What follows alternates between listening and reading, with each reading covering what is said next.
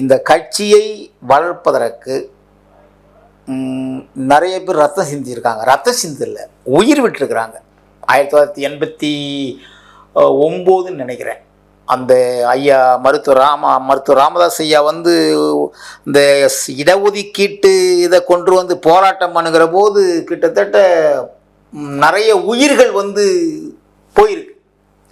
இப்படி உயிரை கொடுத்து ரத்தத்தை கொடுத்து ஒரு கட்சியை வளர்த்த கட்சி தன்னுடைய தந்தை மகன் இந்த சண்டையில் இன்றைக்கு பிளவுபட்டு சின்ன பின்னமாகி யார் எங்கே போகிறதே தெரியாமல் அந்த கட்சியினுடைய முதன்மை பொறுப்பில் இருக்கிற மரியாதைக்குரிய ஜி.கே. மணியன் எங்கே போகிறது, நான் எங்கே போகிறதுன்னு தெரியல, எங்கேயாவது கண் தெரியாத தேசத்துக்கு போயிடுறேன் அப்படின்னு வருத்தப்பட சொல்கிறோம். அந்த கட்சி நிலைப்பாடு எப்படி இருக்குன்னு அப்போ நாடு தான் பார்க்கணும், மக்கள் தான் பார்க்கணும். இது வந்து குடும்ப சண்டைங்கிறது தான் உண்மை.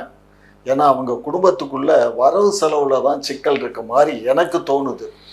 பிஜேபியில் கூட்டணி போகாமல் அதிமுகவோட கூட்டணி வச்சுருந்தா ஒரு 3-4 சீட்டு நம்ம ஜெயிச்சிருக்கலாம் அப்படின்னு ப்ரெஸ்ஸில் முந்தா நாள் ப்ரெஸ்ஸில் சொல்கிறாரு. யார் சொல்கிறா?